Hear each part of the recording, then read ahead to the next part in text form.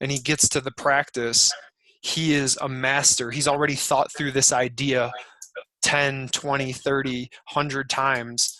Yeah.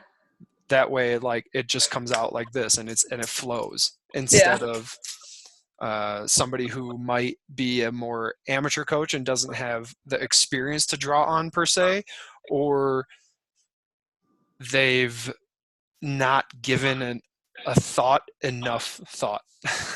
Yeah. No, that makes sense. It's almost like paying attention to what you pay attention to. Or And it's like, kind of like, are you really putting it forward to the actually using it later on? but like, what are you, like, outside of coaching right now? Like, what are you doing? How are you trying to better yourself? Well, I don't know. When you said kind of that stuff regarding like you can kind of bring in the certain things like within activities into your sport. I remember when you caddied for me and I wasn't breathing. Like I just was not. Like it was to the point where I was just like holding my breath when I was like standing over putts.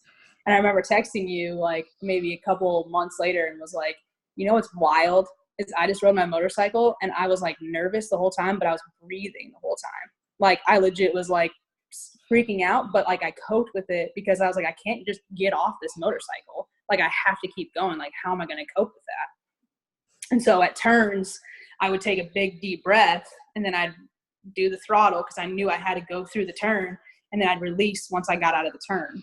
So it's like I kind of like then took that into golf, and I was like, why am I doing that, or why am I not doing that when it's under stressful situations?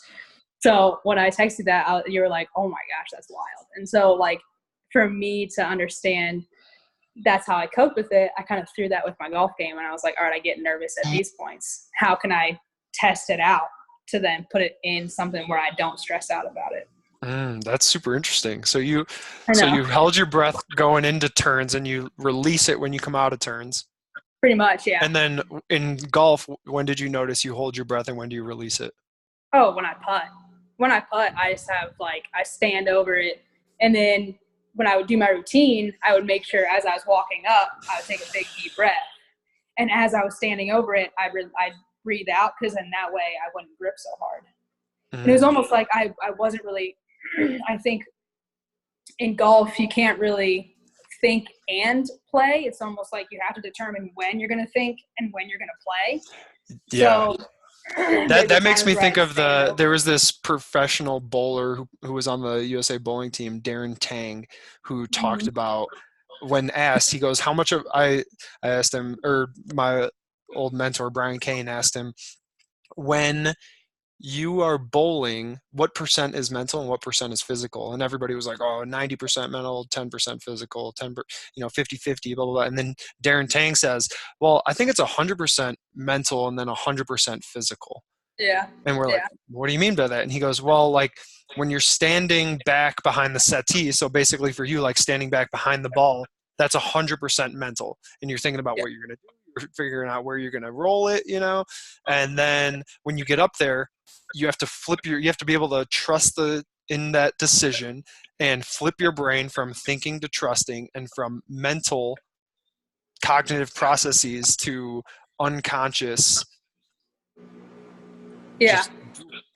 Yeah. There's a huge part of it that, like, when certain golfers, or, when you're going through certain spells of like uncertainty, and it's always like what brings you back is like that self-awareness. And then what dives deeper into that self-belief that you don't have to think over everything. You can just approach it, and what you're doing is correct. So there's like you're saying, it's more of like you hit that mental spot, and then you hit that just play spot. And it's that self-belief that those are all going to tie in together. And when things are going well, it's so much easier to flip over from one to the other because you're feeling confident. You're going up. You're like, man, I'm going to hit the shit out of this ball. And you drive it right down the fairway. And then, you mess up one time or something. You mess up 2 holes in a row. And all of a sudden you're like, okay, I just hit 6 in a row perfectly right down the middle of the fairway. And I messed up the last 2. But now all of a sudden my brain's only thinking about those last 2. So then what do you do in that situation? Yeah, that's true. I mean, I was reading this one book, so I had probably one of like, I had 2 terrible rounds in this tournament that I played in. I want to say it was about a couple months ago. It was when I was still living in Arizona. I had 2 terrible rounds. And so I had like a break in between one of my rounds. So I went to Barnes & Noble and I was like, I'm just going to pick up some book and just start reading or whatever. And so I pick up the power of positive thinking. Oh yeah, I've read that. And yeah, I was given it the guy who does Link Soul. He's out in California. He recommended the book to me. I randomly met him just randomly, and he's like, "You need to read this book." So he pretty much gave it to me. And Is that by John Gordon? No. It's. Oh, I'm thinking of the power of positive leadership. Oh yeah. That's a good one too. But power of positive thinking. Yeah, power of positive thinking. It's old. It's older. Is it by Dan Millman? Honestly, I really am not sure who it's by, because it wasn't even a name that I recognized, but it's older. It's very it's just simplified, and I didn't really. I mean, it was good, but it was just too simplified. Like, if you think positive all the time, like, positive things will happen. It's like there has to be a little bit more to this. Norman Peale. Yes. I've never heard of this book. Yeah. It's simple though. So what's the big takeaway? So it said pretty much like this guy was playing with this other guy, and he was like, one of them was in the rough, and his friend was like, well, that's a hard shot.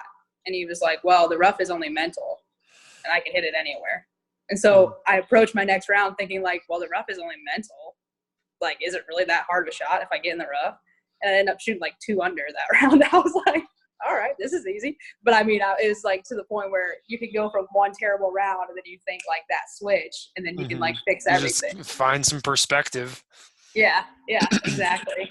And it's hard. I mean, it's something that you gotta train yourself to be able to do, and also to be able to mechanically get the sport down to where you know yourself, I think is huge. But that is totally huge. The mental game does not really work unless, like, if you're bad at golf, the mental game might help you, but you're still going to be, at the end of the day, you're still going to be bad at golf. You know, if you can't repeat your swing from shot to shot, you're still going to be unsuccessful. Yeah. So you have, at some level, you have to have that repeatability. You know, you can, and a part of the mental game though is exactly what you just said. It's mindset.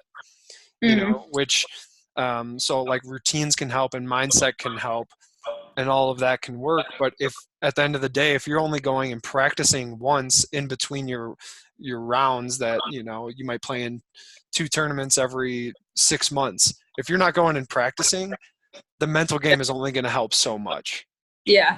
So, my coach did a really good job. He kind of drew it back to when you shoot your free throws. It's like I can stand there and picture it going in all the time, but it's the amount of reps and that repetition of the consistent, am I getting this down, to be able to then, when that pressure is on, it can just fall back on that execution whenever possible. So he did a really good job at kind of showcasing that and being like, there's a piece of it where you can visualize, there's a piece of it where you can start to block out things.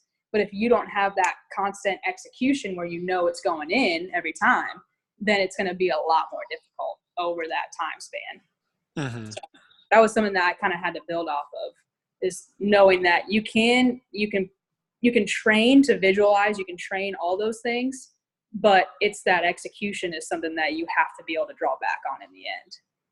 Yeah, you don't rise to the occasion, you sink to your level of training and habits.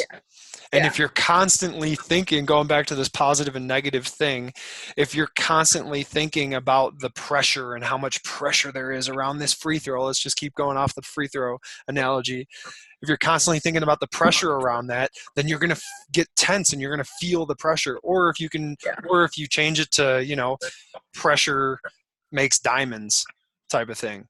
Then you see that pressure as a positive and you perform instead of seeing it as a negative. And you can do that with anything, just like the rough for you. Like, going into the rough is not a negative when you look at it as a positive. I can hit out of the rough. The rough is just a chance for me to work on my game a little bit more.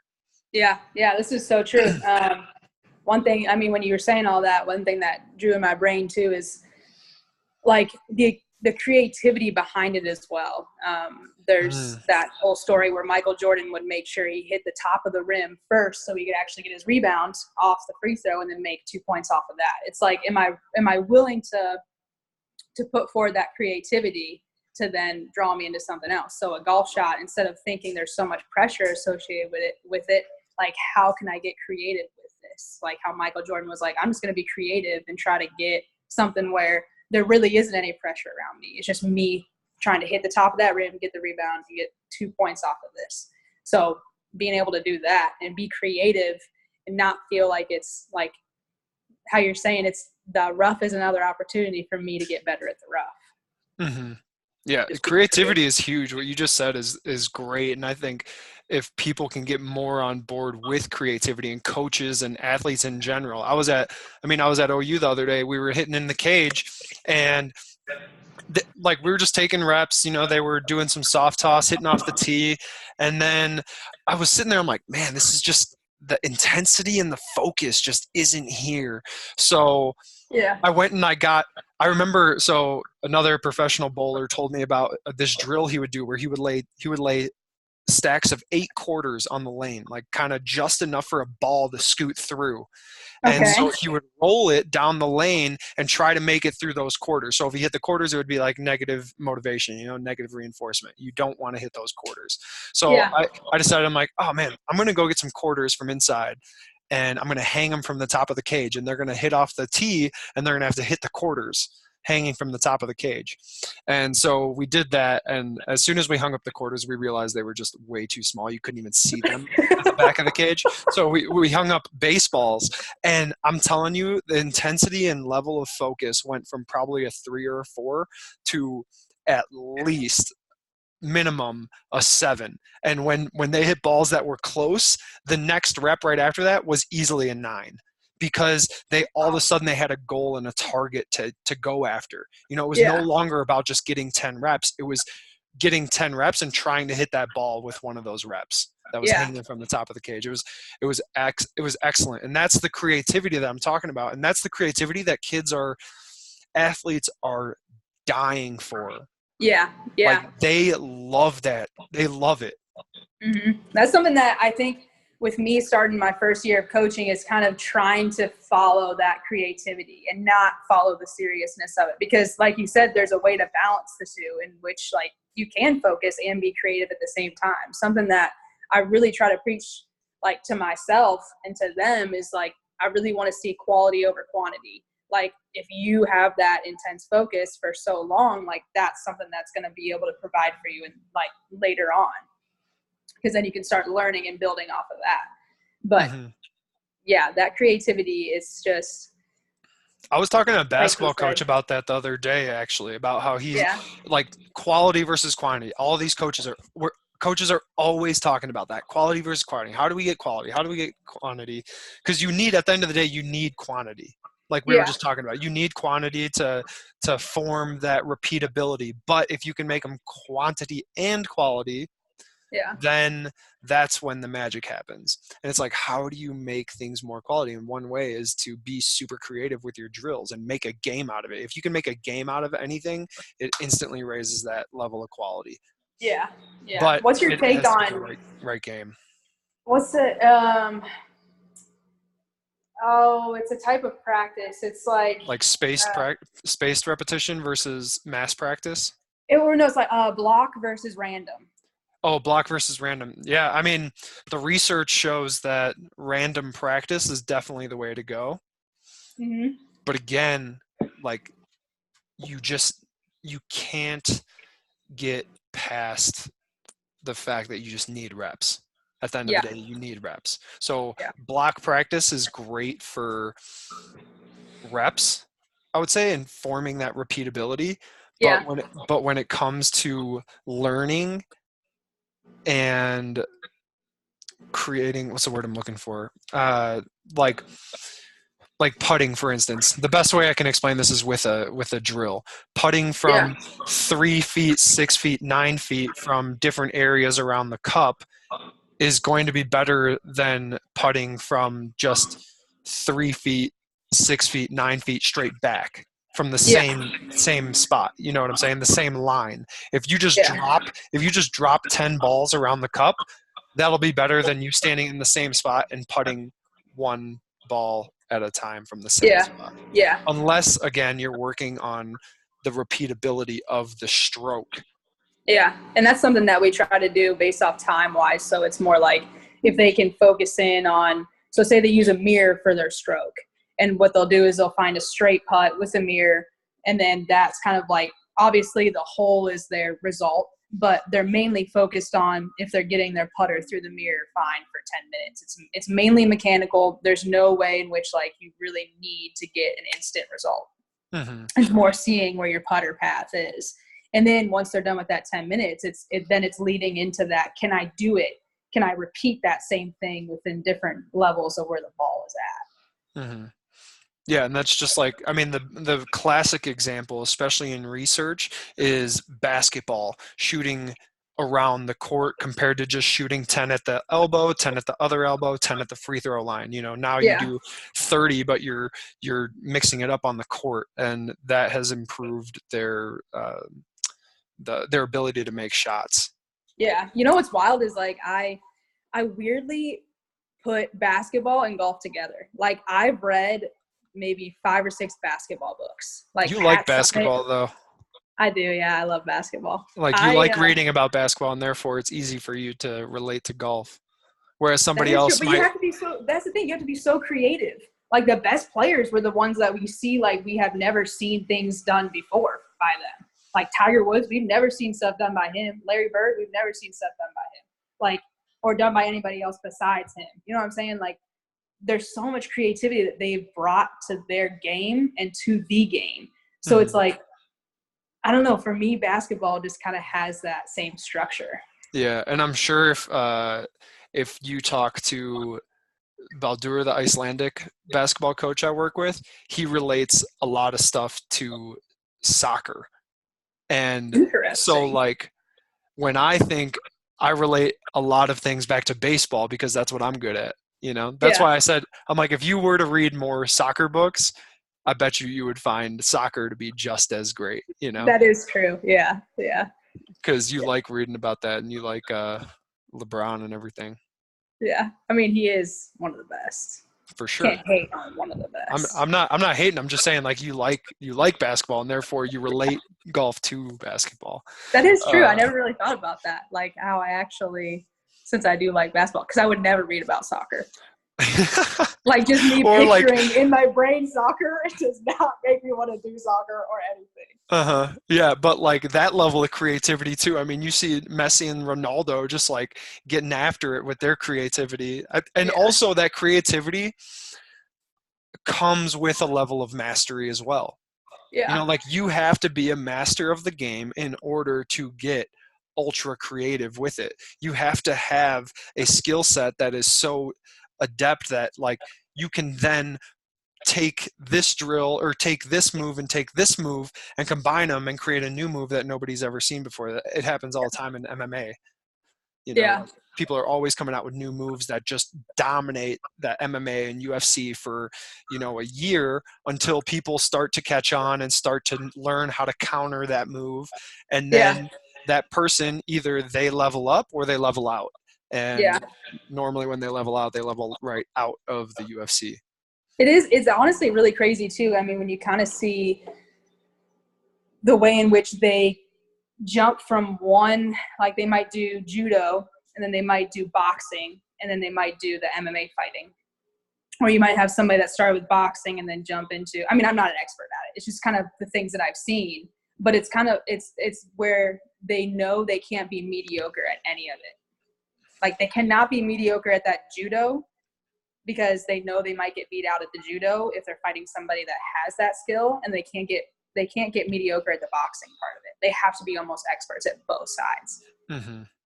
And yeah, you really have insane. to be you really have to be a master of multiple domains for sure. And but in order to get like creative and you'll, I mean, I don't know if it's ever happened to you, but like when you get to that experience level and you start to like create new drills and new games or maybe it's not a new one, but you've never heard of it. And then you're like, Yeah. oh man, have you heard of this drill?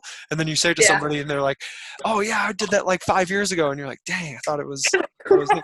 But you had that same idea bubble up because of a combination or a series of events that you had.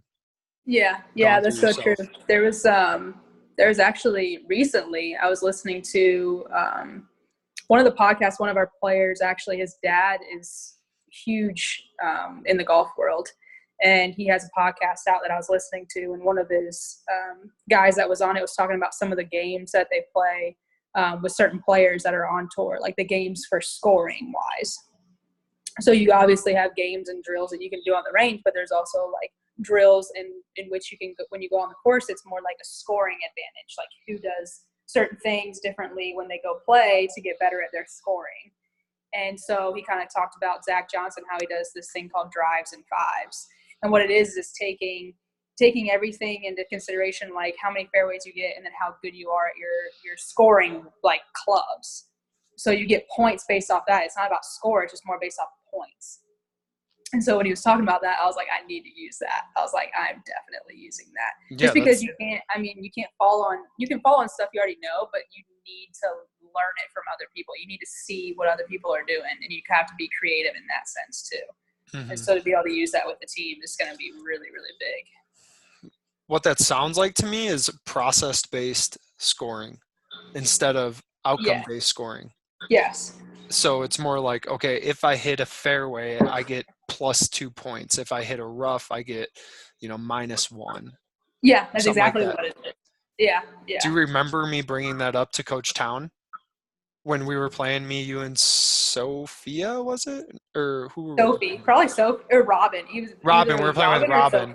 And I brought that up to you guys because I'm like, do you guys ever – you can't necessarily – at the end of the day, golf is one of the most controllable sports out there. Am I wrong or right? You might be able to. From an experienced player, yes. From probably coming from like a not experienced player, like because I've just been doing this my whole entire life. So there's just my whole life of it, just from the womb. But I don't know. I feel like it's so. You talk to like the pros, and they'll say like they're just good. I don't know. It's so hard because you don't have anybody else. You don't have anybody else out there to blame. If you hit a bad shot, you hit a bad shot. If you kick it to the wing, and they miss the shot, all you can say is like, well, I made a good pass and he was set up and he followed the process. And if we could control every single shot to go in, then the game would be boring, just like, I guess that's how it is with golf too. If you can do everything perfect, but as soon as you hit the ball, it's completely out of your control. And the ball just, you can do everything again. Like you can make your swing repeatable and everything. But if you could always hit a perfect shot, then the game would be boring. Yeah. So, at one end, it seems like a very controllable game, but then on the other end, it's like, what can you control? You can only control everything up until the ball hits the club, or the club hits the ball. No, that's so true. One of my, and Marissa Erdomo. Oh, yeah. She was on the team. She was one of the best ones at Indiana State, but I just remember in my head, she would always be like, I can't do anything about it once the ball is left at club face. And it's kind of like that's the forgiveness that you would need when you're on the golf course, because what's the go-to reaction when people hit a bad shot? It's like they get mad. Yeah, they get mad. They get angry. But it's like she already had it in her head. She's like, I can't do anything about it once it's hit the club face. Mm-hmm. And that's why she was probably so good, because she was so focused on the process and not the outcome. Yeah. She was so focused on the next shot. Yeah. Instead of on that shot. She's like, okay, the faster I can get over that shot, I can move on to the next one, and the next one's the only one that matters. So it doesn't even matter what happens after I hit it. Yeah. If I hit it in the rough, I just hit it in the rough. Yeah, exactly. That's why I think it's like a blessing and a curse to have so much time in golf. Like in reality, when you're walking up to the ball, either you can spend that whole time you're walking up to the ball worried about your shot, or you can tell yourself, like, I'm not going to worry about my shot till I get to my ball. So I need to think of something else, obviously different. But it's at the same time, it's like a blessing and a curse that you have that much time. You know what you just made me think of is, well, you don't know, but I'm going to tell you, is going back to that whole positive thinking thing that kicked off this whole conversation. Yeah. So our brain has a negativity bias, as you know, and so this is our brain, for instance, and it has a negativity bias. So when a negative comes into play, it just goes right into our brain and can stay there, right? Because it accepts negatives very well. Now, with positives are a little bit bigger and a little bit harder to fit into our brain. Yeah. And so the way that we get those positives in there, two ways. One, we make the entrance bigger, and the way we do that is by emotionally charging the event. So if we emotionally charge the event, our brain basically goes from this cup to more like this hat, and you can fit that positive very easily into here. Now, the other way to do it, so one is emotionally charge those events, like when, Tiger Woods hits a good shot or he hits a good putt and he fist pumps or something like that. Or when he hits a good drive, he'll just like hold his finish and then start walking in his finish. Like he's soaking in the good. And that's the other. So like by soaking in the good and having that positive emotional charge, we can, like just make our brain bigger and accept that positive. Yeah. Now, the other way is, I like to call this one the Trojan horse theory.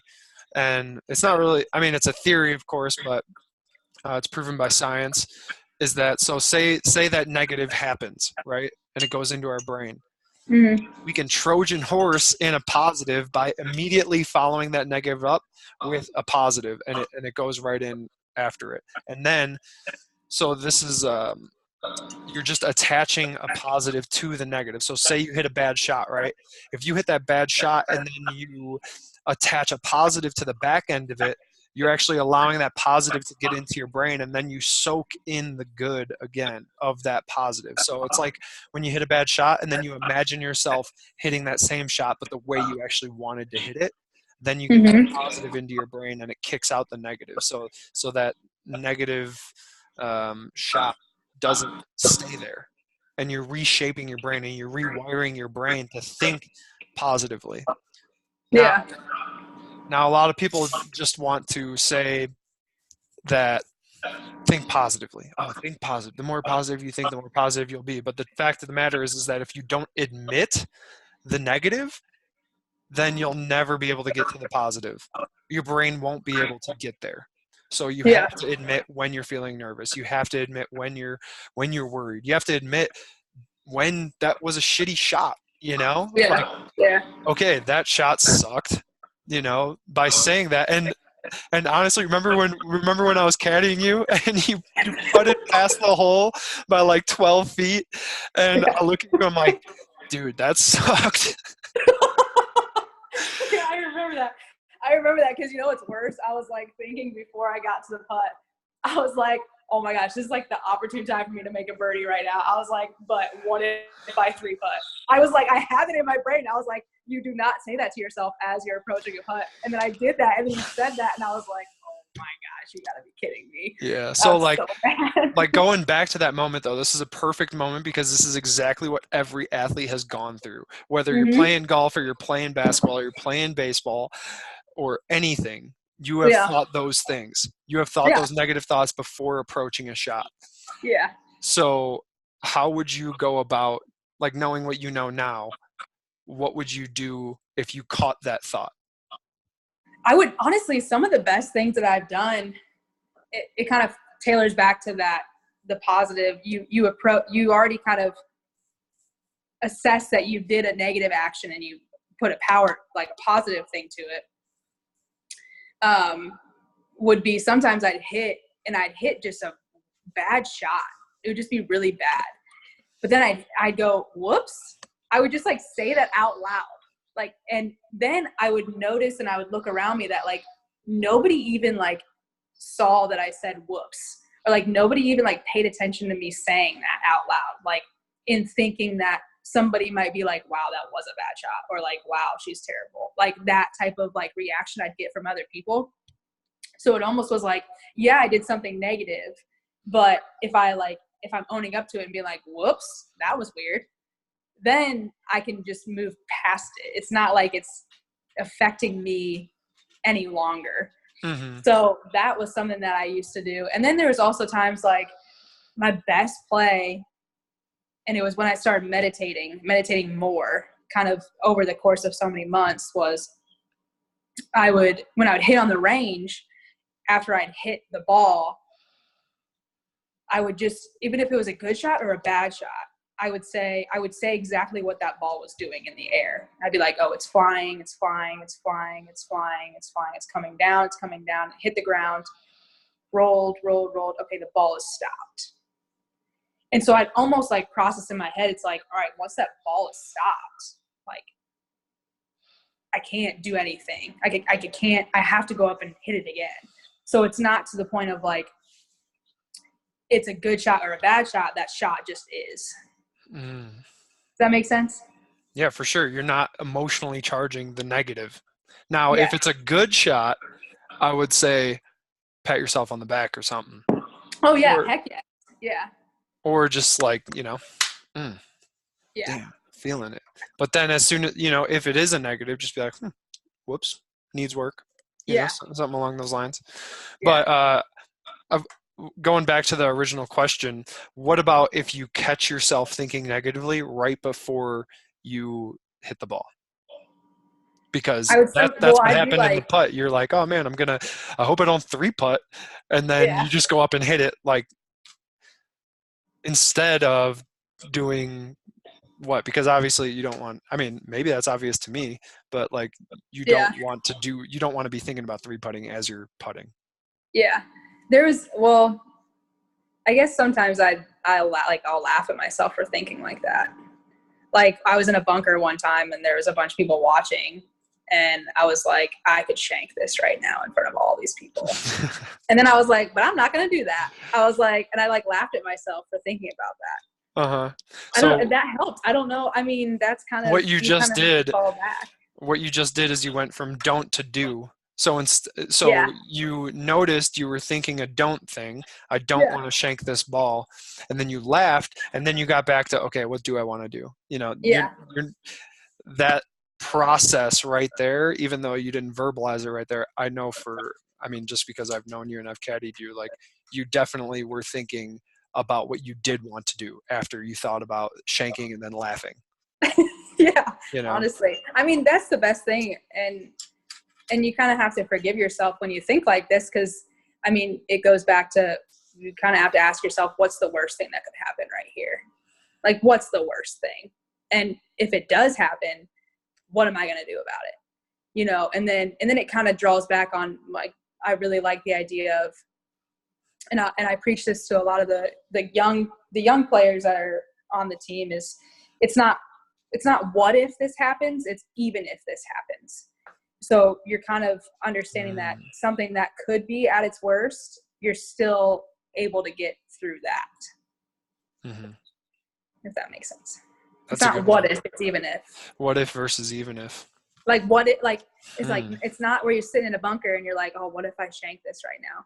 It's like, even if I shank this right now, I still have to find a way to get the ball in the hole.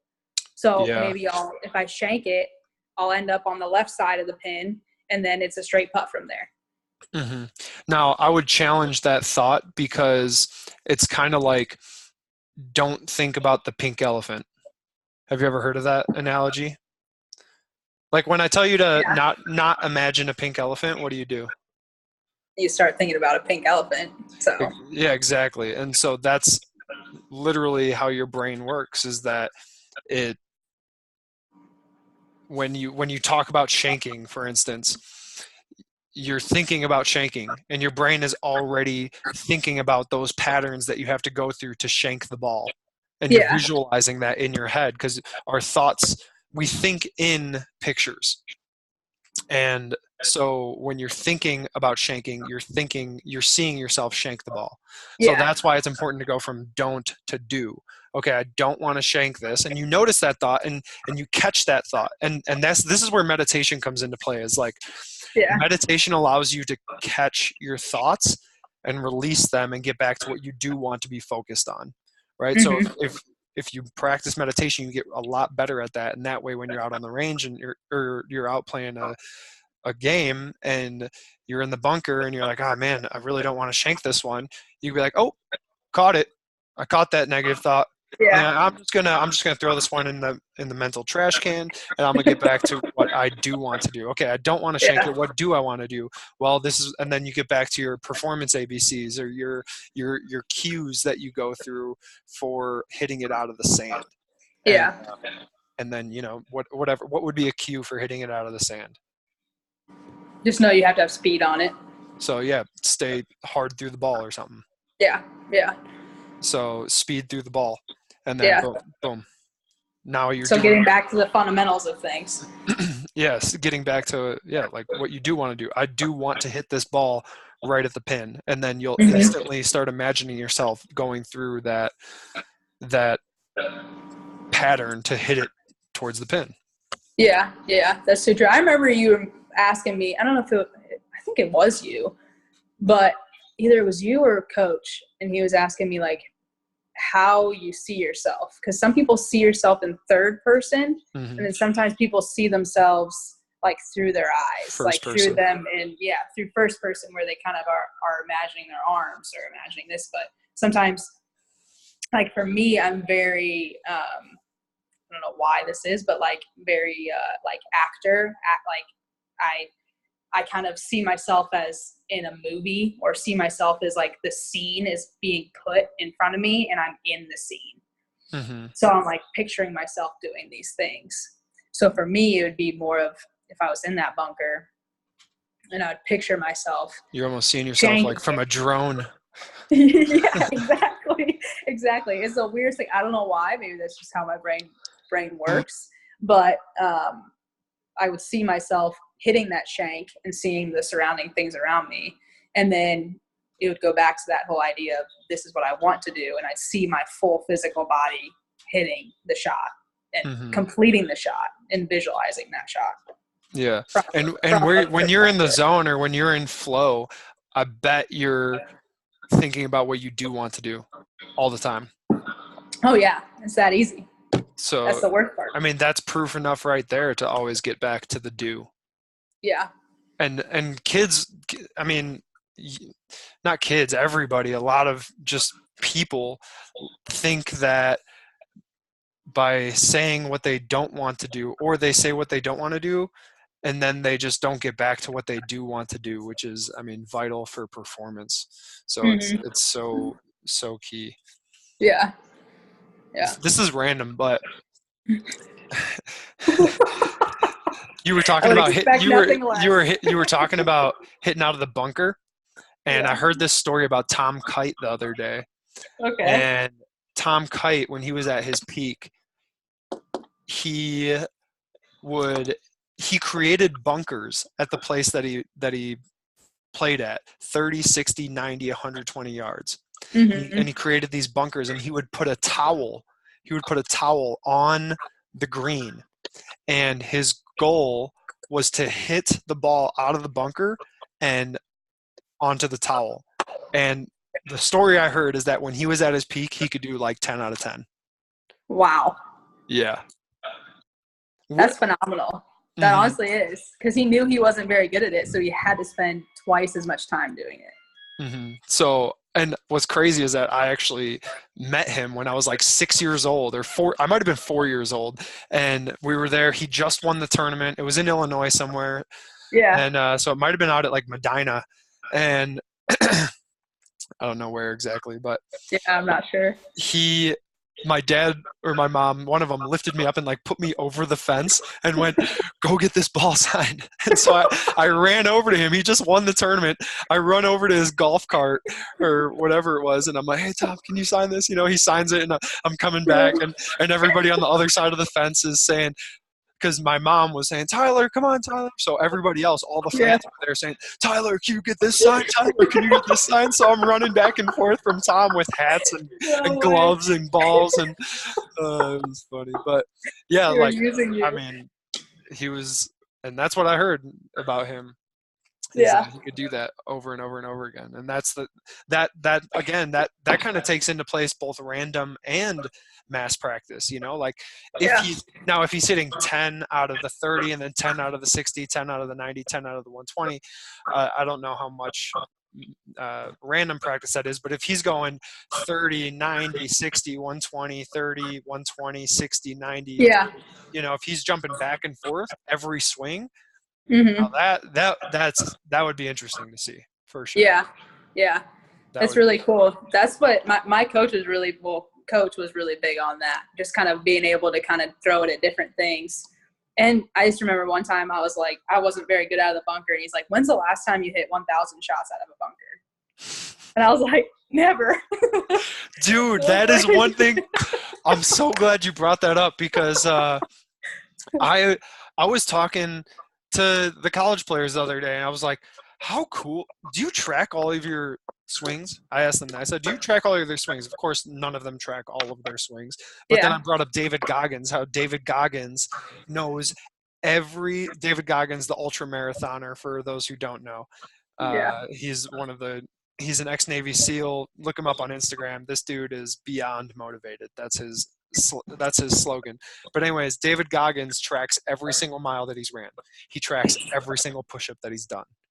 Wow. And I said, how cool would it be that when you left this university, you would know that I took 93,413 swings. I know for a fact, whether I was good or not, I got better. That is huge. That's massive. And not only that, but because I asked them, I said, how many swings do you think you've taken in your entire life? And then we kind of broke it down, and I said, if you take 100 swings a day, which is about an hour, if you go to the cages with your buddy, you could get in about 100 to 125 swings that are pretty quality, and not just like whacking balls off the tee, you know? So probably about 100 to 125. And you do that for 50 days, which is from basically now until Christmas break. So if your golfers get in 100 swings a day, they'll get about 5,000 swings by the time they leave for Christmas break. You do that plus the practice that you have with coaches and whatnot, and then your rounds and everything. I bet you would take about, I mean, for the baseball guys, they would take about 90 to 100,000 by the time they left. So for you, I don't know what a golfer normally hits, but the reason I bring this up is because, again, going back to getting those reps in, you need to set a quota for yourself. Every day, I'm going to get this many swings in, regardless of how good I feel. And if I go in and I feel great and I take 5 hacks and you know, I freaking smoked the ball right up the middle and I feel amazing, and I quit for the day, did I really get better? You know? Or if I go in and I say, I am taking 100 swings every single day, then some days you're going to go in, you're going to hit those 5 and you're going to be like, dang, I feel great. I want to leave, but I gotta make sure to really ingrain this pattern right here. Then other days you're going to hit 100 and you're going to be like, I don't know what's going on. I need at least, I need to keep going. Or the third type of day, the third type of day is you just get in there and you feel great and you just keep going all day because you freaking love it and you get after it. I mean, Kobe Bryant talks about going into the gym some days and just being there all day shooting, just because he wanted to be great and he knew that he had to shoot in order to be great. And this is the all-time scoring leader. Like he would shoot all day. He talks about that NBA game that I don't know if it was the one that they got knocked out of. He had 5 air balls. I'm not really sure what year it was, but anyways, he had 5 air balls in that game. The next day, from the time he woke up until literally the next day, he was at the gym shooting. Wow. So he didn't give any specifics, but he said Yeah. all day he did not leave the gym. He just shot all day because Yeah. that's what he wanted. That was his mindset, like Yeah. I need to get better. Yeah. There's a huge part of that kind of hit me hard. It was one of my mentors. He would say, are you training to feel better or are you training to get better? And I think in golf, we want that instant, or I mean, even in any sport, we want just that instant of feeling like, okay, I'm confident again. I'm confident in what I'm doing again. And it's like, am I just training to feel better? So I'm going to hit these 5 and, oh, my swing feels great after these 5. Mm-hmm. Or is it like I'm training to where I won't mess this up? Like I won't. Like I just feel like there's so many times too with players when they warm up, like they're not really warming up. They're pretty much like basing how they feel off of their warm up. It's like the pros know how many going into their warm up, they want to hit 5 drivers. They want to hit 5 pitching wedges. They want to hit 5 9-irons. They want to hit 5 7-irons. And then once they're done with that, they just go right to the putting green. They want to putt 5 3-footers. They want to putt 10 10-footers. They want to putt, and then they get that down to a science where there's no feel. It's not about like how you feel about your game before you start playing. It's just I'm warming myself up the right way. And so you're not basing it off of your feel anymore. That's really interesting. So that's a pre-round routine though. Not like a regular practice. Yes, that's pre-round. So like when players go to warm up like an hour before they go play. Mm-hmm. Okay, so that's them getting themselves focused. That's kind of like their beginning funnel, for instance. Yeah. They're moving down the funnel, and then hopefully by the time they get to the tee on that first drive or iron, they're focused on this shot right here, and they're ready to go, and they're supremely focused. So yeah, because it goes back to like, I mean, Tiger, he would have some of his worst range sessions and he'd go play phenomenally out on the golf course. Like there was something that he just knew his warm up going into it had to be the exact same thing. Had to be that's one thing that I think amateur players don't understand as well as elite players do. And maybe even elite players that are super talented don't understand that. Is that like whoever said that you need to feel good to play well? Yeah. I don't know. How was it with pitching? Was it like where you were in the bullpen and you had to get warmed up? Like what was the main mindset that some of the best pitchers had when they were getting warmed up before they knew they were about to go in? It's down, like you said, it's down to a science. So depending on how many pitches they get, some guys, they know that all they need is the warm-up pitches on the game mound, and they're good to go. But some guys, they need to make sure that they're in the bullpen 3 innings ahead of time to start warming up. Yeah. If they're going in the 8th, they need to be down there in the 5th to get themselves going.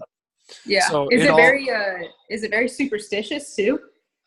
I wouldn't say superstitious, but I would say routine oriented, which I believe cognitively is different. Now, superstition is saying that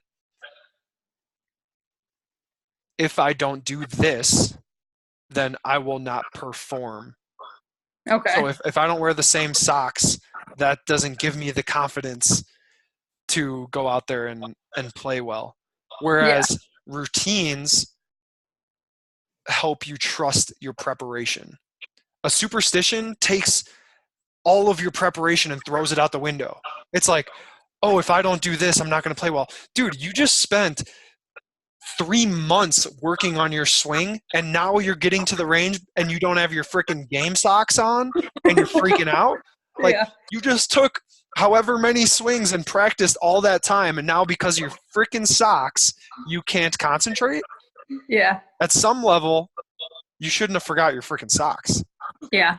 Like obviously it wasn't that big of a deal if you forgot them. Mm-hmm. But also it's like, who says you need them to play well? Yeah. You don't even need your freaking spikes. You can go out there and play in your bare feet and probably do okay. Yeah. You should have trained for that. Mm-hmm. So like superstition, if it helps, it helps. But at the end of the day, I think superstitions take everything preparation-wise out of it. Yeah. Yeah. There I was, mean, I I gotta mean, put my sock on. I gotta put my left sock on first, and then my right sock, and then I'll go out and I'll pitch well. yeah, that doesn't correlate at all. It's with me, I have to have 3 tees in my pocket when I start my round, but it's not to the case of if I don't do that, I don't perform. It's just something that I've routinely done, knowing that I take 3 tees and I just put them in my pocket to start off the day.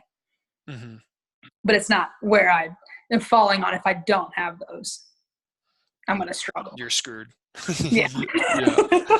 No, exactly. And that's again the difference between routine and superstition. That's a superstition.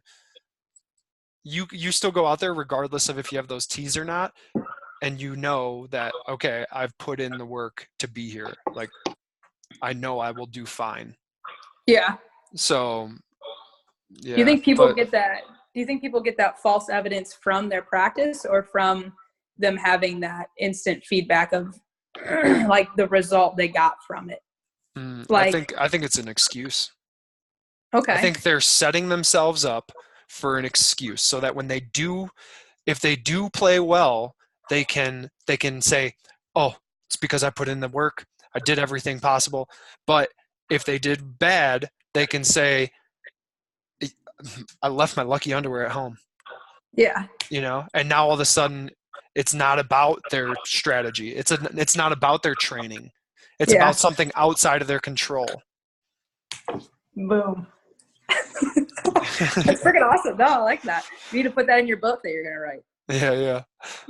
I mean, for sure. It's just like that's just a fact. I think excuses, I think people give themselves excuses a lot. I think that happens a lot. Yeah. People go out and they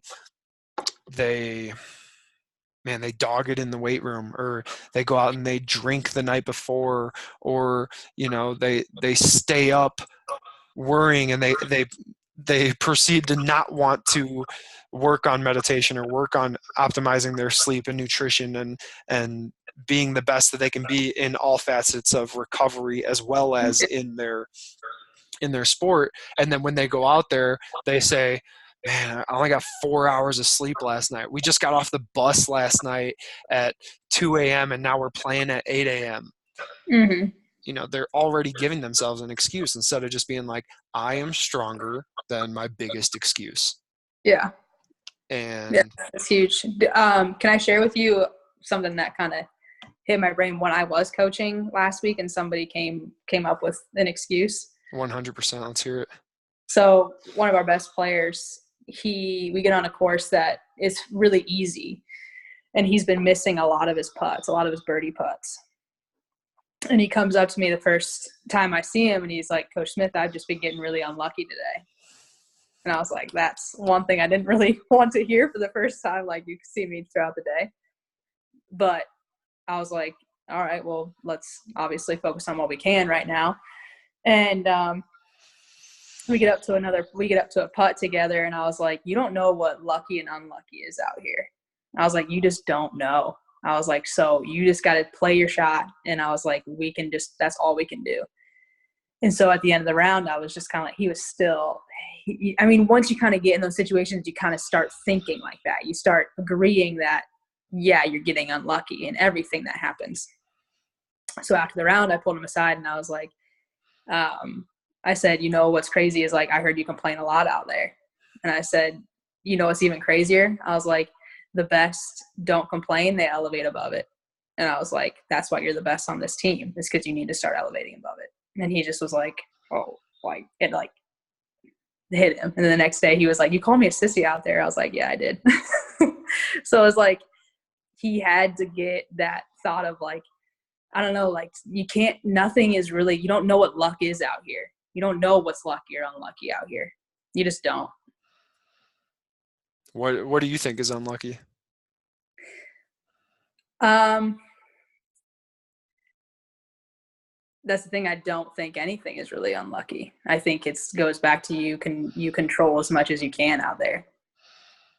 So what about the whole quote that says, what what is it, when opportunity and hard work collide, that creates luck or something like that?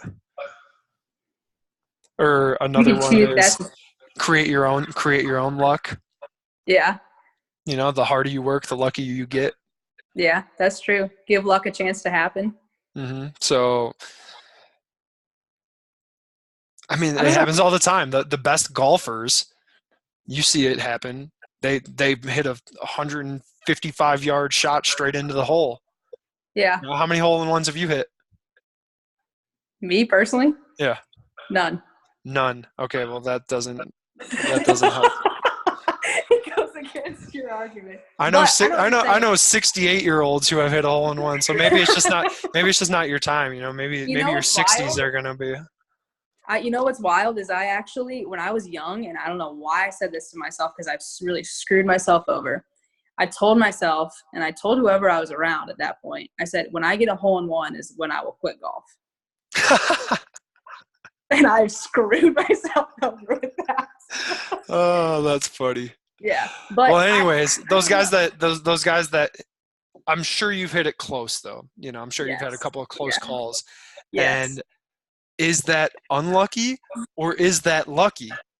Is it unlucky that you didn't get a hole-in-one, or is it lucky that you hit it so close to the pin that you couldn't miss a birdie?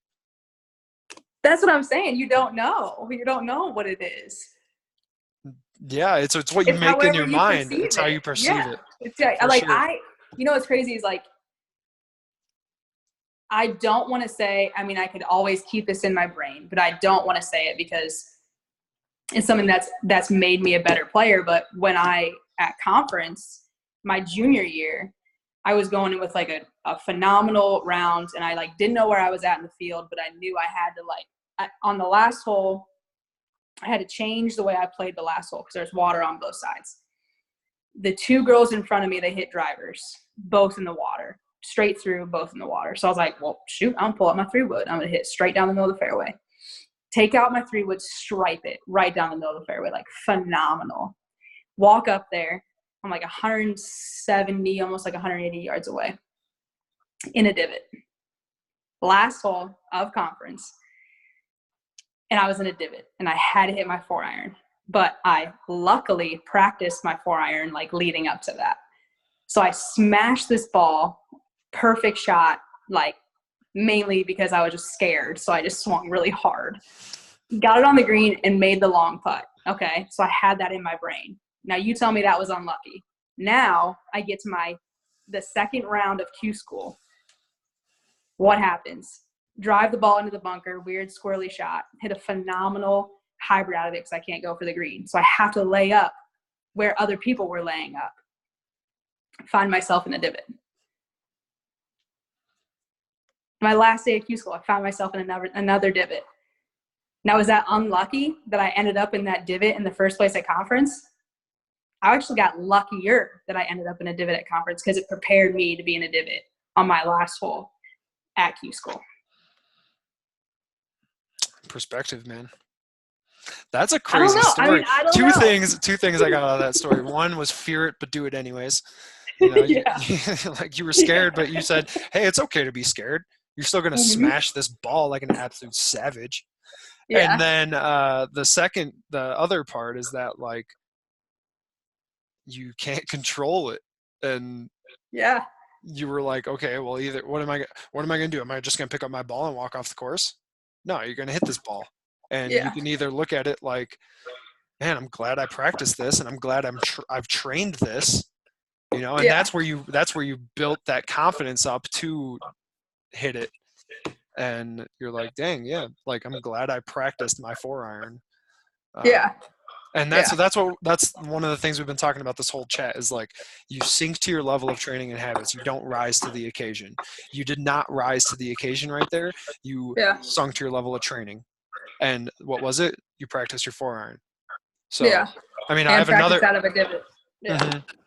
And like I'm working with another guy right now who's going into his last golf tournament of the year. And he's been really focused on his career and work, so he hasn't had any time to get out to the range and practice. And he's like, all right, I'm 2 weeks out. Like, I need to get to the range. I need to do this. I need to do that and practice and do all this. I'm like, honestly, dude, this is what's going to happen. You're going to go out and you're going to start playing, and you're going to have one bad shot, and you're not even going to give a flying F about how you just practiced for 2 weeks. You're going to go, man, I wish I had practiced for more than 2 weeks. Yeah. That's what you're going to say. Everybody knows it. Everybody's been an athlete. Like that's exactly what you're going to think. You're not going to think, man, dude, I'm glad I practiced these last 2 weeks so that when I do mess up the shot, I'm ready for it. Because you know deep down that you're not ready for it because you did not prepare for it. And so what we said is that you can't control all the shots, and you know for a fact that you have not prepared the way that you want to prepare to where you feel confident in your preparation. So I'm like, but what do you do every day? And he meditates. And I'm like, so what can you do? You can take, I said, what's the final score that you want to hit? And he goes, I want to score at least a 73 on both rounds. So I'm like, okay, so that's 146 intentional breaths. I'm like, you've taken more breaths meditating in the last 6 months than you ever have in your entire life. So if you can focus on just 146 breaths, one breath 146 times, that is where you can draw your confidence from, not necessarily your ability to play golf, because we both know you have not prepared. And he's like, yeah, you're right. He's like, I like that a lot. I like that. That's awesome. No, it's true. He needed somebody there to tell him, like, that's not how it's going to work. Yeah. I'm like, dude, you know this as well as I know this. It's like me showing up to try and play golf right now. I play golf better than I think I'm going to play, because I only play one round, maybe two a year. So when I show up and play that 1 or 2 rounds, I'm like, hey, if I don't embarrass myself like I did with Amanda Smith that one day, like I'll be fine, you know? Yeah, that was bad. That was really bad. When we played together in Terre Haute. Yeah. After that, I mean, that was just brutal. Yeah. I was topping everything. I can't get my brain off of it now. It's really hurting. Jeez, I'm just imagining myself hitting shitty shots. I got to get back to the do. The last time I went out though, at TPC Scottsdale when you were working there, Soko was so mad at me. I was playing with my buddy Soko, and he wasn't mad. He was just like, what the heck? Because I was playing out my ass. The first 2 holes I shot an 8 and a 9. After that I played bogey golf, and I only play once a year. Then you were so excited when you came in, and he was you could just tell he wanted to leave. So you wanted to tell me all about it, and he did not want to hear all about it. Yeah, man, that's how it is, isn't it? That's how it is. You know, I wonder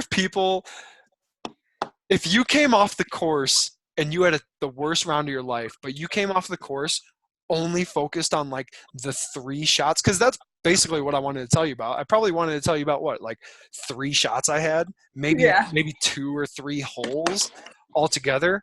What if you played terrible, but you came off the course like you just won, because all you thought about and all you talked about and all you got excited about, and you were emotionally charging those events, those positive events, and then there's a negative round. Now you're bringing in those Trojan horse positives by just getting juiced up about the 3 holes that were super exciting, you know? Yeah.